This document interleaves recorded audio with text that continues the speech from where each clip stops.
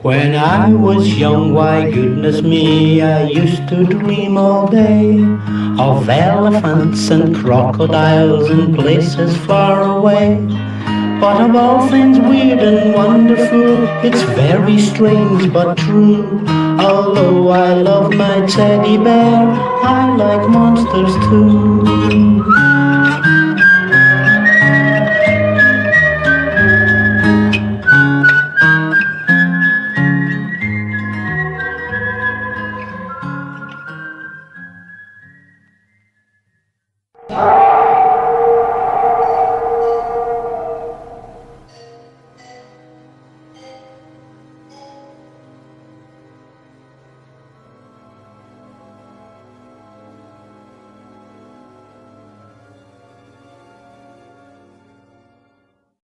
It's funny how quickly your life can change.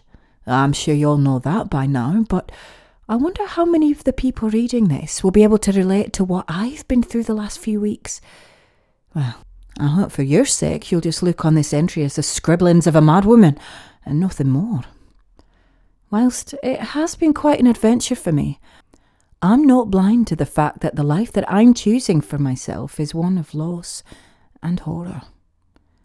The enthusiasm I have right now to fight the good fight is probably just a coping mechanism that will wear off in a few weeks' time. I've already seen good people die at the hands of those monsters, and I doubt they'll be the last I'll lose in this fight, assuming I'm lucky enough not to be the next myself. I still know that I can't go back, and I know that there's an entire world out there just waiting for me to explore that I simply can't resist. Writing this down has not only hopefully helped me process everything that I've been through, but it will also help those of you who do care about me know the truth if anything ever happens to me. Again, I don't doubt a lot of you will think that I've gone insane, but one day the truth about what's really out there will be known, perhaps sooner than I realise. I know that it's not even the same world than when I was a little girl. Looking back on it, I had a really easy life growing up. Granted, I did always feel quite privileged given my job and my family, my friends, but considering just how dangerous I've learned the world really is, even I had no idea I was so well off. I was born in Wemyss Bay to a fairly upper middle class family in the year 75. My father was a dentist and mother a doctor. We lived in a big fancy house overlooking the bay. Growing up, I was taken all over the world. Germany, Switzerland, France, Poland, the Netherlands. I'd visited them all with my family by the age of 15. Sadly, however, as a young'un, I could never really take in just how rich my experiences truly were. I often mark these holidays more by what videos we watched in the hotel room rather than the beautiful culture and scenery around me. We were among the first people, even in Wemyss Bay, to have a VHS. And I remember my dad being particularly angry that I only ever remembered my first holiday in Poland for when I first saw When Harry Met Sally, that my mum taped off the TV. Fortunately, I'd visited Poland many times since and now know what a beautiful country it is. Though When Harry Met Sally is still one of my favourite films.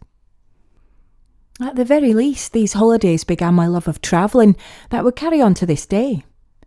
In my early 20s, I was fortunate enough to be able to turn that passion into a profession when I got a job writing for travel logs. I must admit that when I started, I'd hoped I'd be a stepping stone to something bigger. I've always wanted to write, even though I'm not exactly sure what about. I had such an eclectic range of interests, everything from Middle Eastern history to dinosaurs. I could just never settle on one thing. Still, I guess I was hoping inspiration would come from visiting so many different parts of the world, but instead I think I just became so cosy and secure. It was very comfortable and rewarding life though. I got to see so many wonderful cities and places and meet so many amazing people on my travels. But there would be one quaint little area in my home country of Scotland that would end up becoming my true home away from home. The Galloway regions. I was there during Wigtown's first Buck Festival in 1999, which they brought back the following year, and from what I gather they plan to this year as well. Here's hoping it carries on a few more years to come. In actual fact, I had only arrived to see the book festival, but Wigtown was such a welcoming, beautiful place that I ended up coming back here whenever I could for almost the next 2 years. A place like Wigtown, surrounded by the most beautiful scenery, with the friendliest locals and fueled by a passion for the arts, truly did seem too good to be true. I knew there had to be a catch somewhere. Sadly, I would have never have guessed it would be the undead.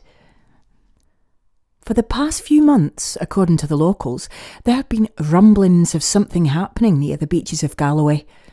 A few teenagers going missing, a shark showing up mangled by something in the water. I was shocked to hear such things happening here of all places. But I foolishly wasn't scared for myself. As tragic as it was, I assumed that it was something the authorities could handle, and I wasn't going to let any potential danger spoil my visit. It would be the 20th of June, however, when the evil brewing in this seemingly quiet area would reach me. It was late at night. I'd just been enjoying an evening out in my favourite pub, the Smoking Fish, with my friend Lucy. She was a resident of Wigtown. I got to know my very first visit here. On the way home through the long road back to Wigtown, which lay next to a field leading out to a small forest behind, we spotted someone staggering about, seemingly hurt in the distance. Normally I love the walk back from the Smoking Fish. The countryside was just so beautiful at night, and I'd hardly have to worry about anything in a place like Wigtown. Sadly, however, this time would be very different. When the figure came into view more clearly, we could see that he was holding his neck. It was bleeding. He tried to say something to us before collapsing on the road. Lucy instantly went for her phone, but before she could call the emergency services, another figure came jumping out of the bushes on the side of the road. He was dressed in similar clothes and carrying a wooden stake. At the time I assumed it had to be something else, but I just couldn't see it quite clearly in the dark. He said to the first figure, "I'm sorry, brother. You know that I'm sparing you from being with them forever." Before he stabbed the stake into the bleeding man's chest. Me and Lucy both screamed instantly and ran back to the Smoking Fish. Lucy was so scared she couldn't think straight and started shouting at everyone to call the police while she was actually holding her phone. She'd never been very brave. Mind you, neither had I. I'd like to think that Lucy, like most of us, if faced with no other choice, could be brave. If I can, anyone can. Most of the customers tried to calm her down, whilst one of them, a large burly man named Kent, went outside to look. "Aye, there's no one there," Kent said. "I'm telling you, there's a psychopath with a wooden knife," Lucy shouted, only to be met with this mild sniggering from one of the patrons. "Well, whatever he was, he's..." Before Kent could even finish, he was suddenly pulled up by something above. I didn't know it at the time, but it was one of them, the undead demons that feast on human blood, that we know as vampires. Kent's corpse dropped to the floor in front of us less than a minute later. His neck had been cut open just like the man in the street, and there was blood everywhere. I didn't know Kent that well. He was a lot older than me and generally tended to stick to his own little group wherever he went in the pub. But I still can't believe that his entire life and identity were just taken so quickly, so easily. His friends didn't even have a chance to try and fight to save him. Not that there would have been anything that they could have done anyway. The whole bar started to panic. But As soon as the patrons all got out their seats and headed to the back door, they were suddenly stopped by two ghoulish figures that dropped from above just outside the back. The one that killed Kent, meanwhile, had also dropped just outside the front door. Standing roughly 6 feet tall, he was dressed in ratty, filthy clothes and looked like a human from a distance. When he walked slowly through the door and into the light of the pub, however, we could all see the monster's grotesque face more clearly. Its skin had a greenish tint to it, whilst the ridges above his eyes were thick and scaly like a reptile's. It also had bright red eyes, with small black pupils and long, thick, blood-stained fangs in its mouth. The creature screamed at us, with its roar sounding more like a lion's than a person. We were also transfixed and repulsed by this monster. We failed to notice that several more of them had gathered by the window, with the others by the back door slowly advancing too. There was still only 5 of the bloodsuckers in total, but that was more than enough to take care of us all. The demons started ripping as many people as they could apart. A few of them fed on their victims, but most of them just tore the limbs off or punched their fists through stomachs and heads. Fortunately, I didn't get a look at the gruesome spectacle for long. I just ran as fast as I could through the slaughter, as did Lucy. I felt like a coward. I still do, for not trying to help anyone there. I even left Lucy on her own, as she did me. Still, I know that if I stayed, those bloodthirsty monsters would have ripped me to pieces too. They were more like sharks at a feeding frenzy than people. Me and Lucy only managed to just slip out the slaughter and no more. But once we were outside, we saw a dozen or more of the monsters walking through the field slowly towards the pub. In an act of panic, I ran as fast as I could down the road to Wigtown, whilst Lucy was too scared to even move.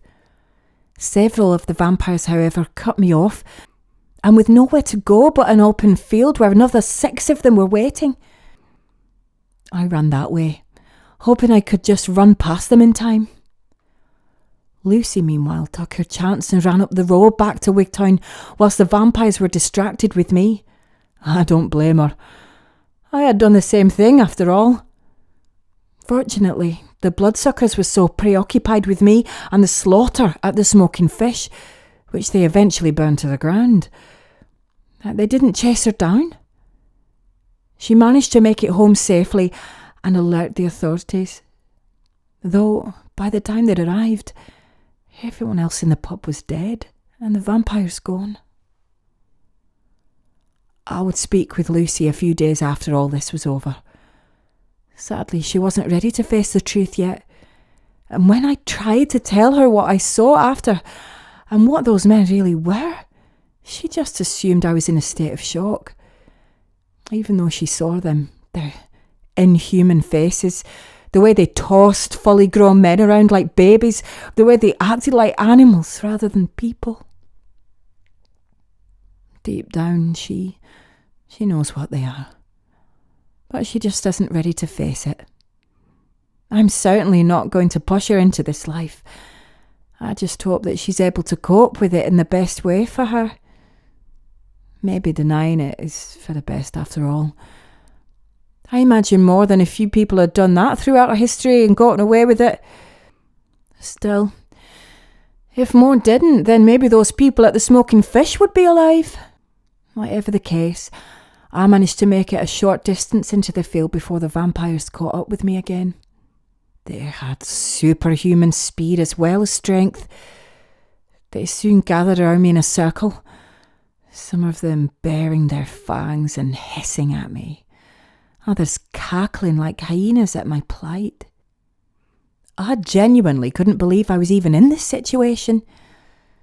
I had no idea what the hell these things were at this point. If they were really monsters, or just some gangsters on some really weird shite. Either way, for it to happen in Wigtown of all places seemed even more insane. I even tried pinching myself to make sure it wasn't some horrific nightmare. Though I'd hardly need to, as I'd soon be in enough pain to let me know I wasn't dreaming. The largest of the vampires reached out and grabbed me by the arm. Its strength was unlike anything I've ever felt before. My arm would be covered in bruises afterwards just from its grip. Though I know that bloodsucker could have either snapped my arm in half or ripped it out of the socket if it wanted. Its grip was also freezing to the touch, and a little slimy too. It reminded me of holding a slug or snail. Not that I've ever held any of them. They gave me the creeps almost as much as the vampires. But if I were for some reason, then I'd imagine it'd be like touching the vampire's skin. Before the vampire could begin feeding on me, another one of the crazed bloodsuckers snatched me by the other arm with just as much force. The two monsters pulled so hard I thought I was going to be ripped in two, until another one of the demons grabbed my hair from behind and nearly sunk its fangs into my throat. But it was stopped by yet another that struck me across the face in its effort to get in my neck. I was briefly knocked out. And when I came to just a few seconds later, I was on the ground, covered in mud, cuts and bruises made by the vampires trying to get at me. All the bloodsuckers were in fact fighting over me again like a group of crazed animals in a feeding frenzy.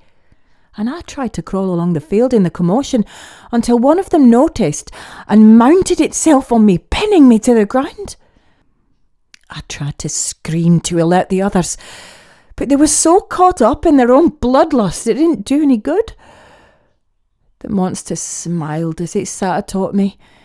Up close it was even more disgusting, with slime and blood dripping from its mouth onto my face, which stung as much as it stunk.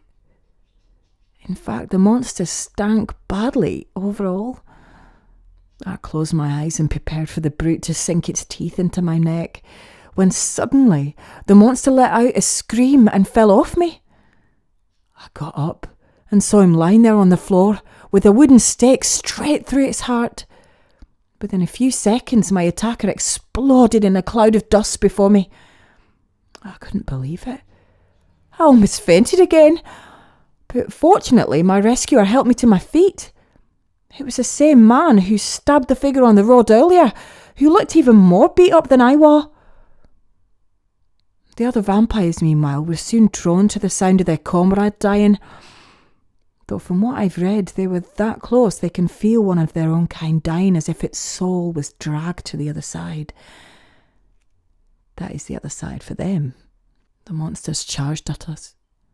I tried to run away again, but my rescuer held me with one arm and whipped out a crucifix with the other, caused the demons to instantly cower. I had by this point already put the pieces together that figuring out what these things were. I think anyone could at this stage, but even then I was having trouble taking it in. Not that it was at the utmost thing on my mind. I was more concerned with just getting the hell out of there. As I tried to pull from my former rescuer, however, I saw that several more similar creatures were emerging from the pub that was now in flames. With no other choice, the man who just saved me ran the other way into the countryside and woods ahead, while still holding my hand.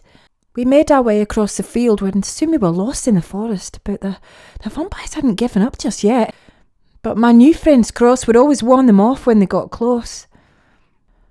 Unfortunately, just as we were nearing the edge of the patch of woods, which ended in a cliff next to the ocean, one of the vampires descended from the trees above.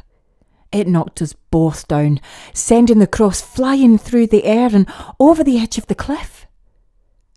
The monster then picked up my former rescuer by the lapels of his ratty torn coat and smiled as it prepared to bite him.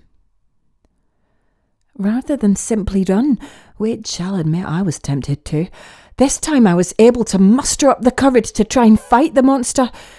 Though fight might be somewhat of an exaggeration, I simply threw myself at the bloodsucker, and obviously didn't have any fancy moves, and I'm pretty sure that one of my punches would have hurt me more than it would it. So I hope that if I rugby tackled a vampire, I'd knock it off its feet. All of the vampires were insanely thin. They almost looked like skeletons, with some of their bones almost poking through skin and muscle.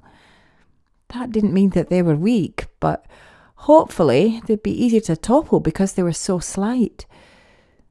Sadly, my gambit didn't work, and I simply bounced off the vampire that remained sturdy as a rock. The monster simply turned round at me and sniggered.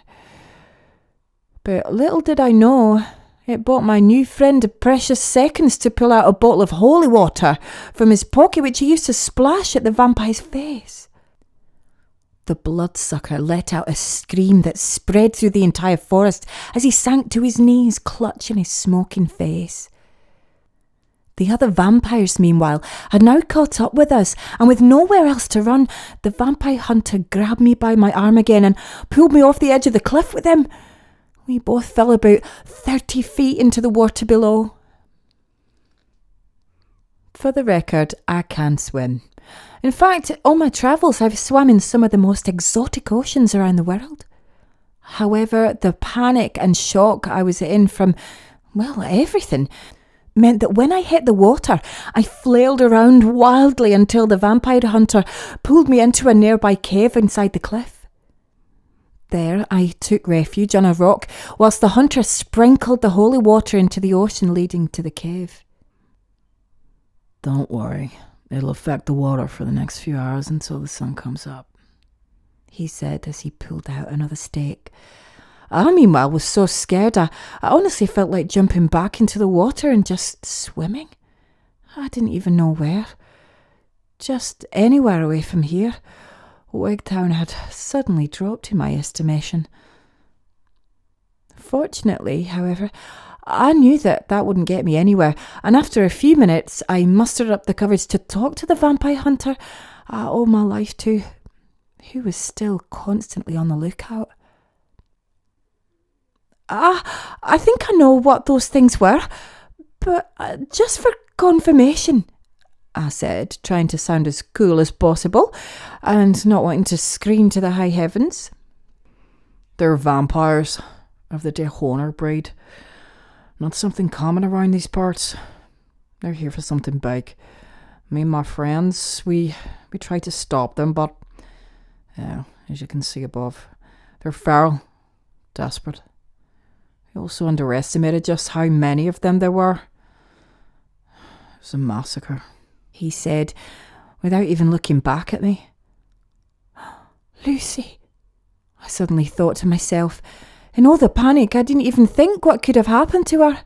I'm ashamed to admit. I tried to push past the vampire hunter, but he stopped me. I tried to explain frantically to him, but he warned me that the vampires might not be aware yet. They were tenacious and, above all, vindictive, hateful creatures who would never let any prey escape for them if they could. We argued for about 5 or so minutes before we were interrupted by a hand reaching out of the water, which soon pulled the vampire hunter below the waves. I screamed for all the good it did, but within a few seconds the water started to turn red. Soon after the culprit emerged, it was the vampire that had been bound with the holy water at the edge of the cliff. The other vampires were smart enough not to jump in the ocean, knowing the hunter would have come prepared with holy water, but this vamp clearly didn't care. He was so enraged that he wanted to tear the hunter's heart out, no matter what. However, the pain of the burning holy water was too much for even him, and he soon crawled onto the rock next to me. His skin was burnt to a crisp, whilst his hair had almost been completely singed off. One of his eyes appeared to have melted out of its socket, while his nose was nothing but a stump. He also had a stake embedded in his right shoulder. Yet, in spite of this, he still jumped straight onto my rock and tried to bite me. I was told later that human blood can help a vampire of his breed heal from almost any injury, Besides, it wouldn't stick through the heart. Decapitation in direct sunlight, of course. As he tried to bite me, however, I managed to twist the stake in his shoulder before pulling it out, which made him wince in pain. I then dug my nails into the wound, which made him scream. I can't deny feeling a twinge of satisfaction at finally being able to turn the tables on the monster, and with a further slash to his face from the stake, I sent the undead abomination tumbling back into the water.